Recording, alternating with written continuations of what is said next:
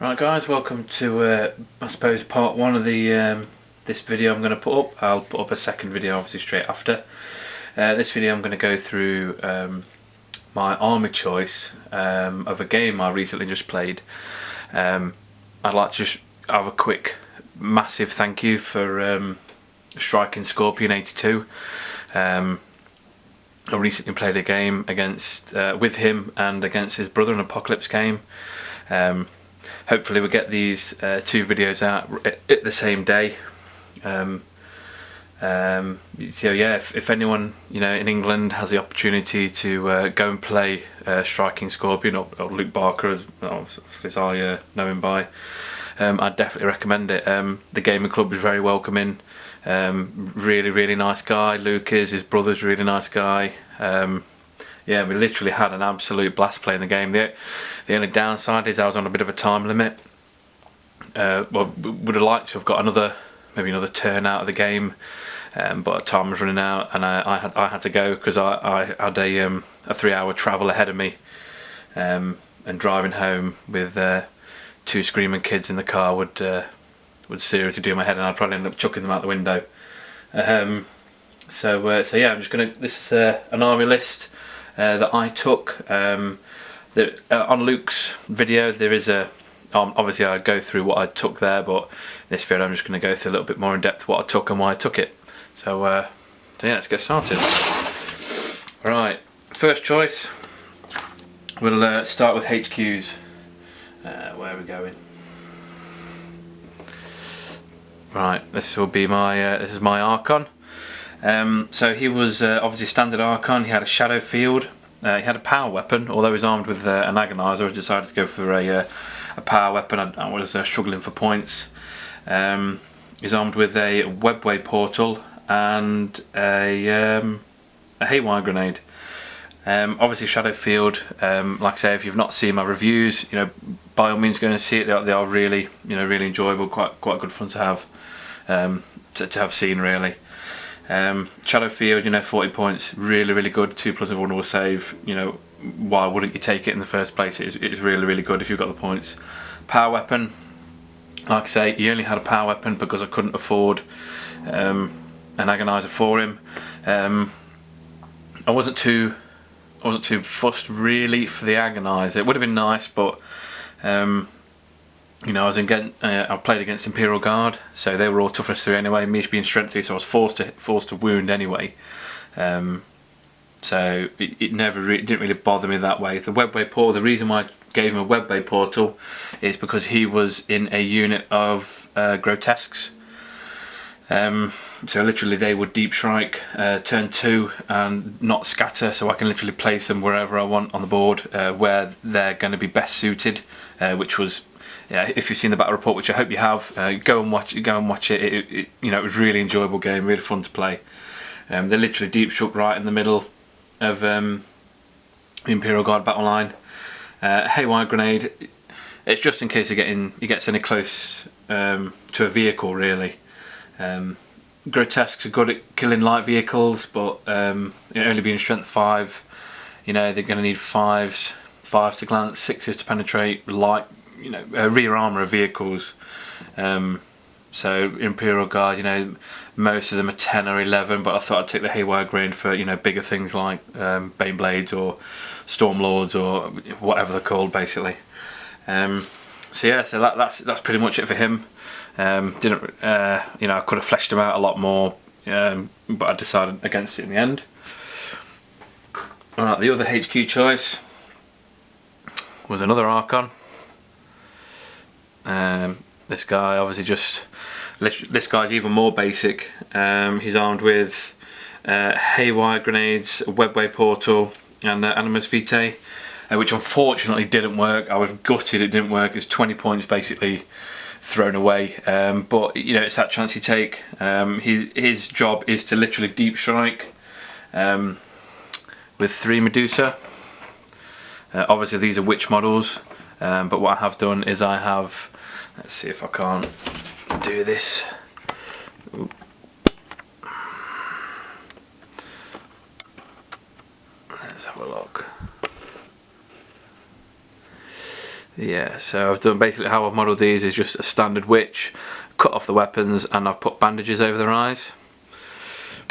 So, as much as I really do like the Medusa model, it's really frustrating to have the same model over and over and over again, just that one static pose. You know, obviously, however many times you're gonna want it, really. So I decided to go with obviously witch models, and obviously put just bandages over their eyes to make them look like they've you know, had their eyes gouged out.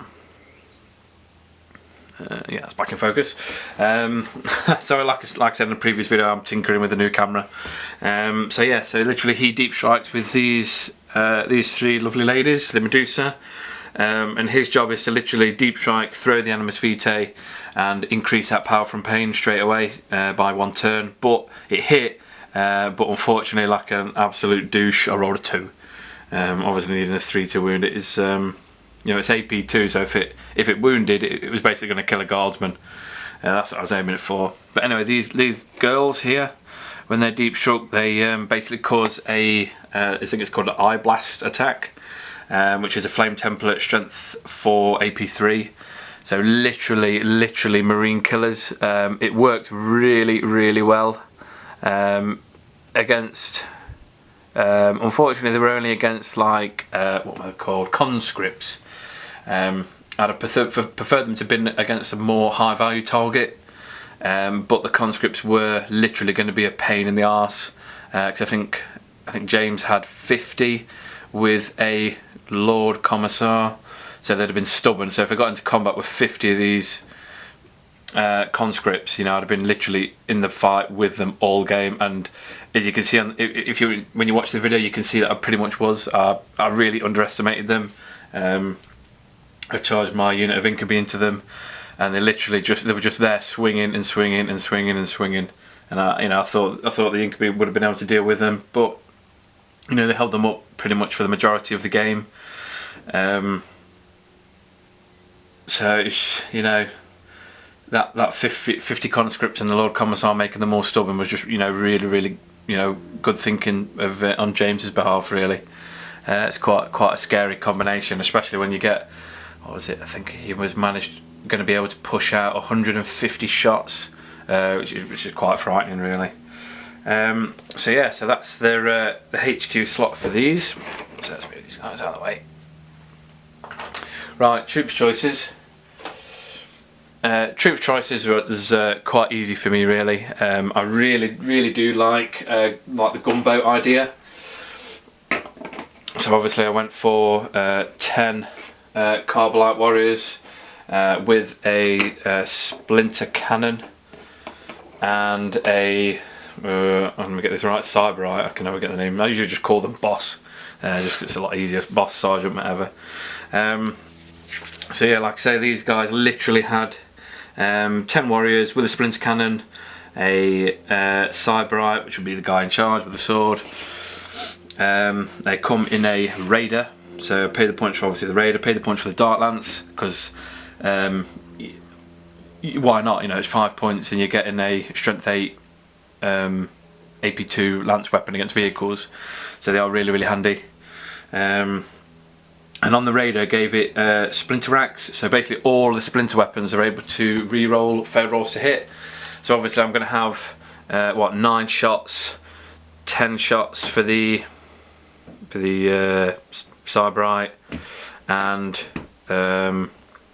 3 to 6 or 4 to 6 shots with the splinter cannon. Obviously, because it's a splinter weapon, you're going to be re-rolling it, all your failed rolls to hit, which is going to be, you know, which is really handy. It's 15 points for the upgrade, but personally, you know, I really do like it. Yeah, salvo 4 to 6 for the splinter cannon. So I was just checking that out. Yeah, so it's really handy to have that upgrade. Obviously, it's literally flying around the battlefield. You know, with basically a las cannon on the front of it that's lance pretty much. And I ended up going for 2 of them as well. So I had 2 standard, obviously Carbonite warrior units, both completely armed, exactly the same.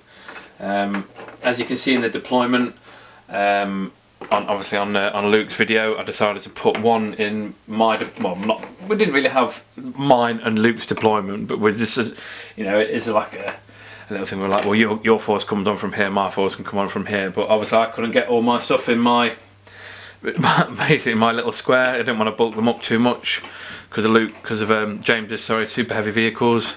So I put one in Luke's deployment, and yeah, he kind of went up the battlefield and literally from a stray shell, I think it was like something to do like a strength 10 AP2 apocalyptic blast that ignored cover.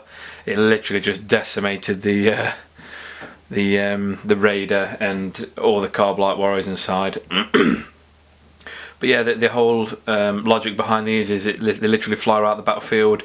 They're in a vehicle to keep themselves, you know, a little bit better defended. The Dark Lance can shoot pop shots at tanks, and the guys inside are shooting at troops. Really, you know, it's something that works. It's something that works really well. Obviously, I see a lot of people running 5-man squads with a blaster and a Venom with an extra splinter cannon, which is really really good. I have used it myself. But for this big game, I was like, well, you know, I want to do the whole gunboat things. You know, I really like the thought behind it. So we'll just get rid of these. Move all these to one side. Look, the good thing about doing it on this table, they'll just slide out of the way because I've got quite a few troops to go through. Okay, next troop choice, we'll go on to the witches. So we've got their transport here. Right, I don't usually take a lot of witches these days for the simple fact that compared to their old book, they're not quite as basically sought after as they used to be. Reason for that is they used to be able to be upgraded for them all to have haywire grenades, which was really, really good. Now, obviously, only the Hecatrix, I think they're called. The Hecatrix, yeah, I think only the Hecatrix can have the haywire grenades now. So basically, the leader of the squad. So yeah, basically how I stocked this unit out. It was 10 witches with a Hecatrix. She was armed with a power weapon for the simple fact that she had a whip, so I was like, well, why not just give her the power weapon? She had a haywire grenade in a raider. Raider's obviously got a Dark Lance, why not? Because it's going to move up the field and take pop shots at vehicles. And it's got night shields, obviously to give it the stealth ability. If you're ever going to have a raider that has a assault unit in it, whether it be Inca, witches, grotesques, I think that's it really. Or what are they called? I'm so forgetful these days in my old age. Where is it? Court. There we go. Duh. Court of the Archon. Obviously, you can kit your Court of the Archon out to have all combat monsters. Having that extra thing on your cover save to give it stealth is brilliant. Because obviously, it doesn't matter whether you're taking these to get your assault troops across the board safely. So you're basically going to be jinking this like mad. So having that extra one to your cover save, so you're going to be jinking on jinking on threes is, why wouldn't you take it? You're getting your troops there and you're saving your troops, because although it's going to be snapfire, and it doesn't matter because you're literally taking it to get these girls or guys, whatever, across the board. Because obviously when these guys get out, the jinking doesn't affect them, so they can still, get out and charge into combat as normal. So definitely something to take, I reckon, all the time, really. The whole purpose for these were literally to soak up fire and to basically tar pit units. Unfortunately, I rolled really, really crap, and they fled and they kept fleeing, even with the leadership 9. They just literally kept fleeing, and I was a bit wounded. The fact that they just went in, killed one unit, I think, and then they lost like 5, and I was like, leadership 9, I'll be fine. I failed it. I fluffed it big time. And then to rally them the following turn, I rolled I think I rolled a 12 double 6 after that, and then they were pretty much gone. I think James wiped them out to 2 witches left. So yeah, I was a little bit wounded. But nevertheless, they basically turned up, did what I wanted them to do. At least they were shooting at them, and not the other stuff that I had in the army. Okay, let's go for the what should we go for? Let's go for these. Okay, the Blasterborn, which are basically just the Trueborn, all armed with blasters. Why did I take these? Well, the simple fact that it's a unit of 5 models, armed with blasters, so 4 blasters in the unit, and they're in a Venom, so they can whiz around the battlefield quite sharpish. I took the Venom for the simple fact that it's a Venom. Where have I got it here in my armor list? Yeah, Trueborn, 5 Trueborn, so 55 points for the Trueborn, 4 blasters, a Venom, and obviously an extra cannon on the Venom. Yeah, they're a solid thing to take. They are really good. They can pop heavy armoured troops, light armoured troops, vehicles. It's literally a Swiss Army knife unit, really. Obviously, you got the Venom that can fly around shooting 12 poison shots a turn at separate targets. The one lonely Trueborn that's got a splinter cannon, bless him. Oh, shame. And then the other 4 that have got blasters. So these guys, this can go around shooting troops. These guys can go around shooting tanks and heavily armoured vehicles. So you've got 4 shots, needing 3s, 2s to kill pretty much any form of infantry, and 4s to glance, 5s to penetrate vehicles. Only downside is these guys are only range 18, so you're going to have to get this midway across the board. Luckily, I don't think James, the guy that was playing the Imperial Guard, realised that these were in the vehicle. Otherwise I think he'd have killed these a lot quicker, because these guys didn't really come into effect until about turn 4. Turn 4, I think it was turn 4. When they were midway across the field, they kind of just like crept up across the battlefield, and James didn't really realise what was in them until 4 blaster shots ended up firing out of them. He just thought it was normal stock Venom. Obviously, when I do my battles and stuff, I usually put a model in the unit, in the vehicle, to signify that there is a model in it. And obviously, I put the one with the blaster in, so you can say it's a blaster unit. So yeah, did they work well? I think they did work well. I don't think they worked as well as I could. The dice were so against me that game, and Luke. Our dice were just horrendous. I even bought special dice for the game from the dice shop online, I think it's called. So nice green and red dice to go with the theme of the army, and they were just rolling 1s and 2s, and I was well pissed off. Obviously, it's a luck. It's a game of luck and a game of chance. That's what happens. But I was wounded. Obviously, I was like, yeah, new fancy dice, and they're just rolling 1s and 2s. I was like, oh, pants. But that's just the way it goes, really.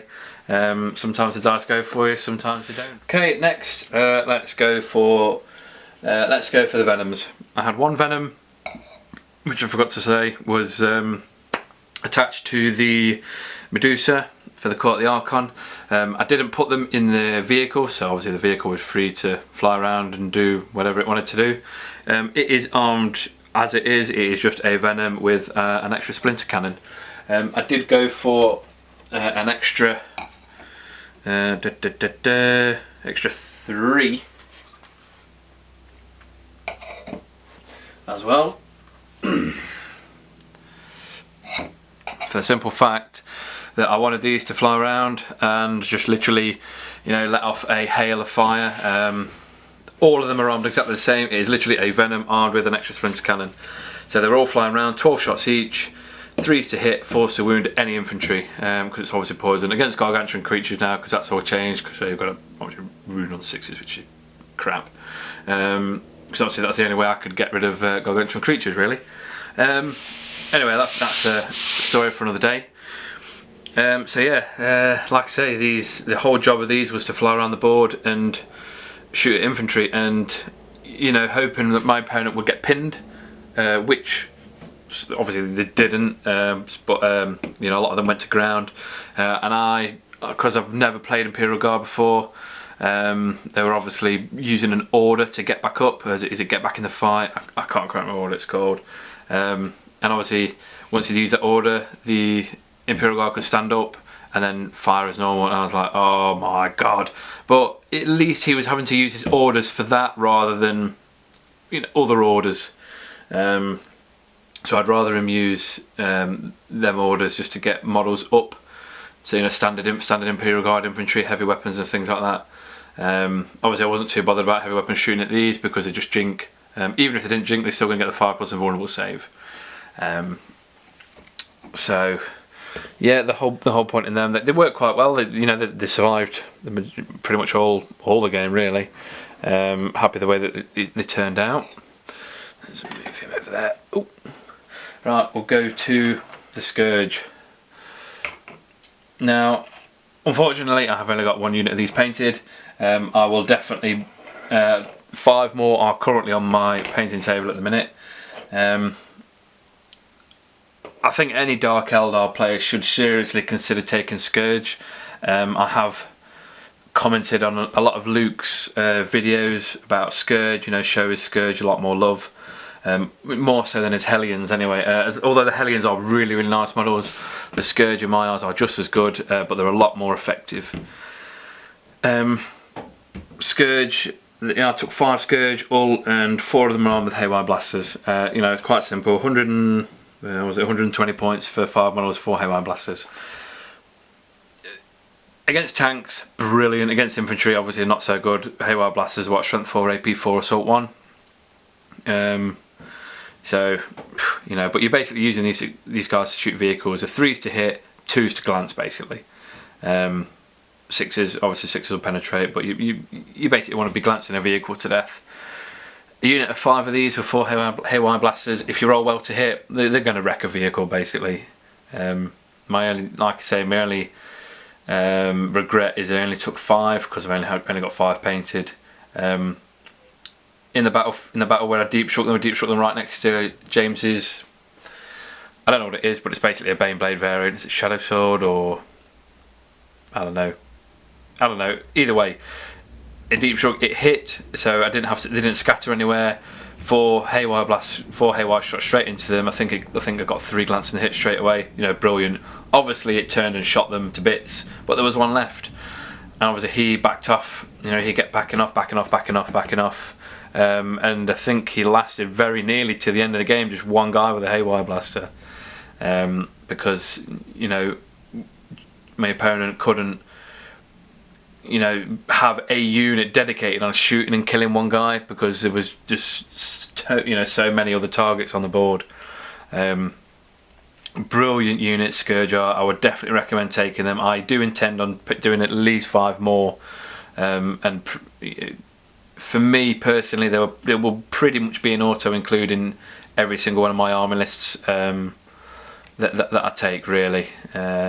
So yeah, so we'll move these guys to one side. Some of these guys are magnetised as well. I bought these off eBay actually. Someone had magnetised them already, so it saved me a lot of time. So I think next we will go into. Let's do the Inca. Oops, just throwing the Raider everywhere.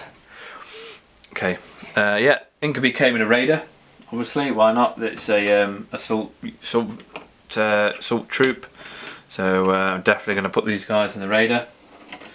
Inca, I took 8 Inca. Did I take 8 Inca? I took 8, yeah, 8 Inca. And then I upgraded one to a Clavex. Yeah, obviously going to upgrade one to a Clavex, why not? Then I took them in a Raider, again had a Dart Lance and a Night Shield, obviously for that extra cover save for when it's jinking. These guys are really, really good, you know, strength 4, AP 2, 2 attacks each. Clavex has got Rampage. Really, really good solid unit. Personally, I used them incorrectly. I charged them into a tar pit unit. I didn't, because I'm inexperienced about playing guard, I didn't realise that it was a tar pit unit. Otherwise I'd have had another unit charging with them. But, you know, model wise they're really nice, rules wise they're really good. It's literally the thing is with Dark Eldar, it's definitely like fight selection. So you've got to put your models against things that are best suited to attack. These guys against the tar pit unit, not so good. You know, against that tar pit unit, I should have just blasted them to bits with Venoms, but I was that keen on thinking to myself, Inca be hard as nails, they're going to charge in, they're going to obliterate the entire squad, and literally they charged in and pretty much got stuck there the majority of the game. But I still really do like Inca. I think the way Luke uses his, you know, squads of 4 and Venoms with an Archon is a really good way. It's something that I have considered using myself, but you know, I had the points. I was like, sorry, I'm going to have a big unit. I'm going to put them in a raider and see how well they do. Against other units, I think they've done really well. You know, like elite unit. Is it Casakin? I don't even know what they're called now. But yeah, I think it was just a poor choice of opponent to put them against, really. So yeah, so we'll move on to something else. Right, next we'll go to the Mandrakes. The Mandrakes I took on a whim, really. I bought the models because I really like the models. Even in the old Dark Eldar Codex, the models were the rules, sorry, were complete not crap. But the models were really nice, so I was like, sorry, I'm having them. You know, I want a unit in my army anyway. So I took a unit in the army for the simple fact that I literally love the models. Painted them up. New Codex came out. The rules got obviously a hell of a lot better. Unfortunately, they lost their demonic save, but they gained stealth and shrouded. I took these on the simple fact that because they have scout and infiltrate, I definitely was going to use these guys as an outflanking unit. I didn't even know what scenario we were going to play when I turned up to play Luke and James. So it was like, do I just scout them on, or do I infiltrate, or I didn't really know.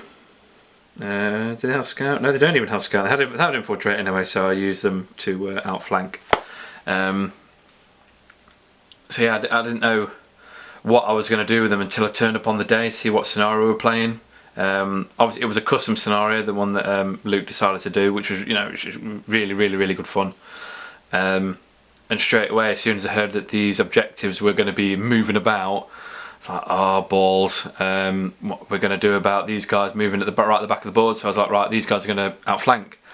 So when these guys came available and they outflanked literally right next to the objective at the back, and literally right at the back far corner, because we were never going to get him, not in a million years we were going to get him, if we were foot slogging from literally the other end of the board. So I decided to deep shot these guys. Not deep shot, sorry, outflank, sorry. So yeah, as soon as these guys outflanked, they turned up and they blasted with a bell blast against the unit that didn't have the objective, because there was a possibility of killing him, so I didn't bother shooting. I wanted to, but Luke talked me out of it. I was a bit surprised he talked me out of that. I thought it was a bit more bloodthirsty than that, but yeah, Luke talked me out of it. Sorry. So I fired at the unit next to them. So yeah, these guys obviously armed with assault guns, range 18, I believe, strength 4, AP 4, assault 2. These guys definitely, you just literally hammered the guards unit that was basically not holding the objective. When it come round to James's turn, obviously James was going to shoot at these with a lot of stuff, but luckily all of his flamers and stuff, all of his ignore cover things were right at the front, taking out the main force. So as these guys snuck in, they were able to use a cover save. So obviously they were in a building, so 4+ for the building, and then they've obviously stealth and shrouded, so 2+ cover save. These guys were just literally absorbing las gunfire, las cannon fire, auto cannons, heavy bolters, literally just soaking it up. They were loving it. They were literally loving it. And then when it came to assault, my turn, these guys assaulted in, wiped out the unit. I mean, these guys are strength 4. By the time they charged in, I think they even had Furious Charge as well. So they were strength 5 when they charged in.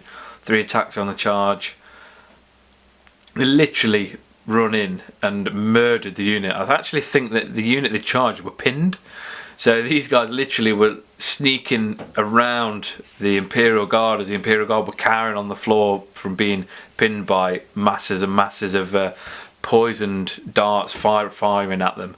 So as they were carrying on the floor, these guys were literally sneaking around them, yanking the heads up and slitting the throats. So these guys literally just walked in and murdered the unit, and they took the objective, and they literally held the objective till the end of the game. You know, with a 2+ cover save, you know, James just couldn't risk big blasts at them, because if they scattered onto his stuff, you know, he couldn't do it. I was really lucky with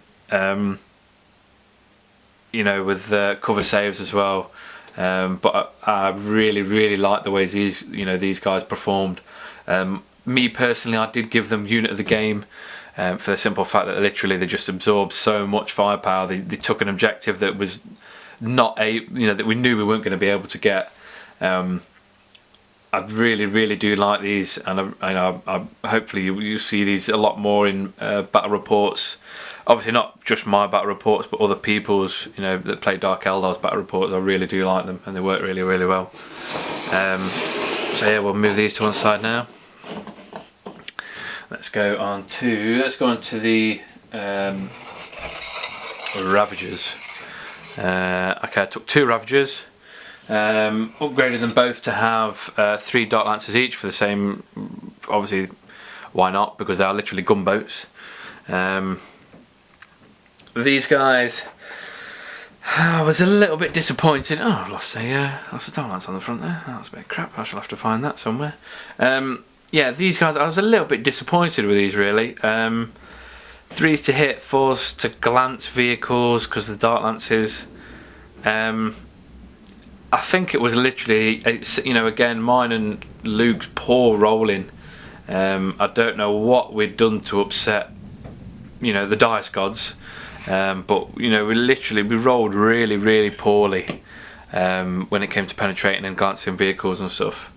We had the potential to kill at least, with all the Dark Lancers between my army and Luke's army, we had the potential to kill at least 3, 4, 5, maybe even 6 vehicles a turn. I think I counted up. I had about 15 Dark Lancers in my army. Let alone blasters and haywire blasters and things like that. We just, I don't know what it was. Like I said, we must have upset somebody because we were rolling proper pants. I have played with these once before in a game in my local gaming store. And again, they performed really badly. I don't know what it is. It's maybe just me rolling badly. But obviously, if people have had better success with them, by all means, comment and tell me someone's had some success. Otherwise, these guys might downgrade them to not see them in as many reports. Just get rid of these and take more Scourge instead. At least with the Scourge, I'm going to glance a vehicle. So let's move these guys to one side. Right, next we'll go into the Reaver jet bikes. I decided to take 9 of these for the simple fact that if you take them in multiples of 3, you get the special war gear. So I gave these guys cluster caltrops. So for the unit, I took 9. I took an arena champion. I gave him a power weapon. I would have given him an agonizer, but I didn't have the points in the end. So either way, I thought to myself, well, I'm against Imperial Guard, so the agonizer won't be as effective as it would be as if it was against Marines. So obviously, I just gave him a power weapon. Even though the model has got, is modelled with an agonizer on him, it's just easier to make him stand out, so I can see which one is actually the arena champion unit. They've got 3 cluster caltrops. For the simple fact is this unit is a combat unit more so than a shooting unit. I have seen people use them as a quite an effective shooting unit with the heat lances, turbo boosting up the battlefield and heat lancing things to death from behind. but I prefer to use them as a shock troop unit. The simple fact is, they've got, they're really quick. They've got half decent attacks really. I mean, they've got 1 attack base, 2 attacks for combat weapon and pistol. 'Cause I think that's what they're armed with, combat weapon, pistol. Let me double check. Yeah, sprint pistol, close combat weapon. So there's 2 attacks straight away. Charging, that's 3 attacks. So you can have a basic standard Reaver's got 3 attacks on the charge. If you roll for the combat drugs, you can have up to 4 attacks on the charge. Then you've got obviously the Hammer of Wrath because of their blade veins. So the Hammer of Wraths are at strength 4, rending, I believe. Let's just quickly double check that. I'm pretty sure they get rending. Let's have a look. Yeah, strength 4 rending special. They gave 3 the cluster caltrops. So that's D6 attacks, D6 Hammer of Wrath attacks per cluster caltrop, so 3D6. It's strength 6, that's rending as well. I actually think these guys work better as a combat unit, more so than a fly around unit really, because the combat drugs are kitted towards close combat. So rather than giving these guys a shooting attack, I prefer to give them close combat abilities, because they've got, like I say, 3 attacks base on the charge. Combat drugs can make that up to 4. They can be strength 4. They can have better weapon skill, better initiative. Maybe not the best thing for them, but better toughness. Toughness 5 jet bike's brilliant. But yeah, in the game, these guys took a lot of stick. I think James knew that these were going to be a pain in the arse the majority of the game, so he pretty much concentrated fire on these. Luckily, with their Jinx save and skilled rider, so they've got 3+. 3+ Jinx save, which is really handy. In the first turn of the game, they obviously have stealth, so they can they get a +1 for cover save as well. So I really did rate these in the battle. Really, they did quite well. I should definitely be taking them again in the future. So yeah, so we'll just shift these to one side, and then we'll get out another unit which I decided to take, which I really liked as well. Really like the look of, and there is the Grotesques. Now these, I took 8 of these just standard. I didn't give them any upgrades. I didn't even give them an aberration. These were to accompany the Archon into battle. The Archon obviously had a webway portal. I'll put him there, look. Yeah, the Archon obviously had a webway portal, so these guys were deep striking right in the thick of the fighting. Yeah, so they could get stuck in literally right away. These guys performed as well as I expected. They took a lot of punishment. Things were shooting at them left, right and centre, but luckily, because of their toughness 5, 3 wounds, and feel no pain straight away off the bat, these guys were literally just shrugging off a lot of stuff. I think throughout the game, I think the vast majority of them were wounded at least once. I don't think I actually lost one. No, or did I? No, I don't think I actually lost one, but pretty much all of them were wounded once. Because obviously you've got whichever one's closest to the enemy takes a wound, you see. So obviously I've got models running around the battlefield with loads of pain, wound tokens all over them. These guys performed just as well as I'd hoped. I'll definitely take them again. A unit of 8 might not take a unit of 8. I mean, 8 of them was quite expensive really. Where are they? 280 points for 8. But obviously there's 3 wounds each, so you've got a lot of wounds in that unit. The deep struck right in the middle of the enemy force, and they literally just, whatever they got into combat with, they were pretty much munching through. So I definitely rate these. Maybe if you have a unit of 4 of them in a raider, they'll perform just as well. Obviously you want to take 4 of them, but you want to at least have them with an independent character, for the simple fact that to give them that leadership, because leadership is pretty pants really. So yeah, judging on these guys' performance, I'll definitely be taking these again. Right, next we're going to go into the Razorwing jet fighter. I obviously took 2 in the game. Right, Razorwing jet fighter. What can I say about the Razorwing jet fighter? I was going to take 2. They are 130 points each, I believe. Yeah, 130 points each. 10 points to give them 2 Dark Lances. I was obviously going to give them 2 Dark Lances. Have these guys as like basically a jet fighters designed to take out tanks. Really, obviously, if you're playing Imperial Guard, you know there's going to be at least 1 or 2 tanks. Yeah, these guys performed quite well. They didn't perform as well as I wanted them to. Like I said earlier on, you know, the dice were literally against me and Luke. There's nothing we could do to help that, obviously. But you know, these guys are kicking out 2 Dark Lancers a turn. You know, they should have been glancing, if not penetrating, a vehicle a turn, really. And sometimes they were just absolutely whiffing it. You know, other times these guys have performed really well. But you know, you just can't help the dice rollers at the end of the day. Model wise, I love the models. I was obviously going to take them in the army for air support. I really like the idea of air support. The custom scenario that we played obviously had the flyers come on straight away. So turn 1 it was just flyers, and these guys are obviously doing strafing runs, bombing runs, obviously coming to clear the enemy out before the main assault begun, sort of kind of thing. But yeah, cinematic wise, these guys, you know, look cool. You know, they played alright. They played out alright. But yeah, I definitely recommend them for any, you know, any Dark Eldar player. You at least want 1 flyer in your army. A lot of people take at least 1 flyer these days, or something that can take out flyers, because you don't want to be stuck there with nothing that can, you know, take out your enemy flyer if all your stuff's tanks or foot slogging, really. So yeah, what did I say? These guys are 140 points, 2 Dark Lances, 4 missiles, and I think they've got a splinter rifle, which can be upgraded to a splinter cannon, but you know, you only want to be doing that if you want to.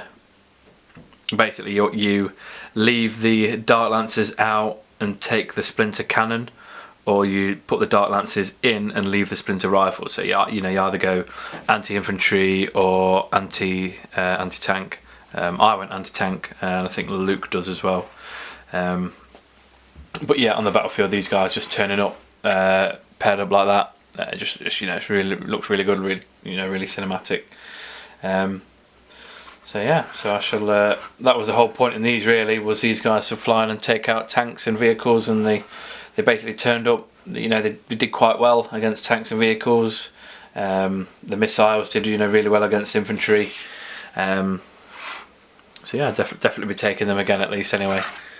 Right, finally, we'll go into the Void Raven. Here he is. Void Raven, obviously another flyer. I literally left him as he was, completely, you know, no upgrades, no nothing really. I never actually used the Void Mine. I just don't think we never really had the opportunity to, really, because we were flying up from our table edge, and obviously we were playing 6 foot by 4 foot. Obviously we were playing lengthways. You know, we had to stay on the board for so long before certain things started to target us. So we'd fly on from our board edge, shoot at whatever we wanted to shoot at, and then, you know, hopefully survive the following turn, and then exit the combat airspace, so we could come on, you know, the following turn and cause some more damage, really. Just like the other flyers, this guy, you know, you're praying that you hit. Obviously it's a dice roll, but you've got to hit. You know, these Void Lancers are strength 9, not strength 8, so you're going to be you know, glancing vehicles on 3s rather than 4. So it is a better version than the obviously than the Razorwing. Obviously it is, you know, it is a little bit more pricier. So it's 160 points just flat as is, whereas the Razorwings are 140. So for that 20 points, you're gaining obviously the Void Mine underneath it. The Void Mine, you're gaining strength 9 lances rather than strength 8 lances. And that's it, really. In the old books, it was actually armor 11, not armor 10. If it was armor 11, if it had, obviously, if I had the lances, the void lances, the mine, and it was armor 11 rather than armor 10, you know, I would definitely take it over a Razorwing, you know, every day of the week. Actually thinking about it, would it be armor 11? I can't remember actually. If you guys know, just drop a comment. It's always nice to point out when you know, when I'm wrong, so I can remember these things in the future. So yeah, as it is in the current codex, 20 points extra. Is it worth it? I'd say yes, really. You know, 160 points for a flyer that's going to be glancing on 3s, penetrating on 4s. You know, it is quite good, really. Obviously, I've only got the 1, and I probably will only stick with the 1, because obviously, as he's flying on the battlefield, you know, he's going to be what's it called? Escorted by 2 other flyers. So possibly 2 wingmen, which I think, you know, looks quite cool, really. I usually do when I do my armies, I usually like to do the way they look. So if I had another Void Raven, I would have to have another, you know, I have to have another Razorwing. So obviously I'd have 2 Void Ravens together. 2 Void Ravens together, and have the you know, Razorwings, one on each side and one on the front, possibly. You know, it's like a proper, you know, like a proper escort. And, you know, it looked really impressive. I don't think my opponent would be too happy taking 5 flyers, but you know, Dark Eldar can do that in the formation. So, well, in fact, Dark Eldar could take 6, 7, 8, 9 flyers. Not that I think it would, you know, I'd make a lot of friends taking that list, but it would look really cool. You know, it look really impressive, having like a proper, like, dogfighting army. You know, it look really cool. So yeah, that's my in-depth army list of what I took when I played Luke and his brother James. People that have, you know, come from watching Luke's video, you know, thanks for coming over and just, you know, just having a look, really. You know, I mean, it's obviously, I know that the channel's just starting out. I've not got any battle reports on there at the minute. I'm literally doing scenery, trying to knock it all out as quick as I can. The only problem with that is I like to get the scenery as good as I can as well. So yeah, the battle reports will be on the way. I'm literally finishing off 3 more bits of scenery, then just 1 or 2 scatter bits, so I can start knocking out some battle reports, because it'd be quite cool to have some battle reports on the channel. So yeah, thanks for watching, and happy geeking.